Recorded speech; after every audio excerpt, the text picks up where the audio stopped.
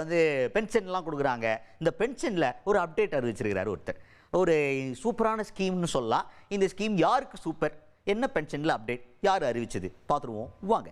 தமிழ்நாடு முதல்வர் மு.க.ஸ்டாலின் அவர் தான் இன்னைக்கு சட்டமன்றத்தில் முன்னாள் சட்டமன்ற உறுப்பினர்கள் இவங்கெல்லாம் இருப்பாங்கள்ல, அவங்களுக்கான பென்ஷன் ஸ்கீமை வந்து இன்க்ரீஸ் பண்ணியிருக்காங்க. அவங்களுக்கு வந்து பென்ஷன் போயிட்டுருக்கு. உங்களுக்குலாம் தெரிலன்னா தெரிஞ்சுக்கிங்க.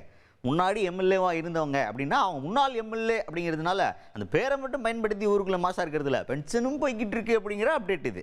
ஸோ அவங்களுக்கு பென்ஷன் பண்ணிக்குதா, அந்த பென்ஷனை அப்டேட் பண்ணியிருக்காங்க. அதுக்கப்புறம் இந்த எம்எல்ஏவுடைய குடும்பம் இருப்பாங்கள்ல, முன்னாள் எம்எல்ஏவாக இருந்தவங்களுடைய குடும்பங்கள் இருப்பாங்க, அவங்களுக்கான ஒரு பென்ஷன் தொகையும் போயிட்டு இருக்காங்க. குடும்பத்துக்கான பென்ஷன் அப்படின்னு தனியாக போயிட்டு இருக்கு.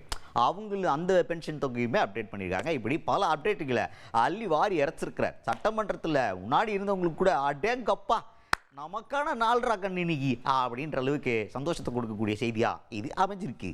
முன்னாள் சட்டமன்ற பேரவை மற்றும் மேலவை உறுப்பினர்களுக்கு தற்போது வழங்கப்பட்டு வரக்கூடிய மாத ஓய்வூதியம் 30,000 என்பதை 35,000 ரூபாயாக 1/4/2025 முதல் உயர்த்தப்படும்.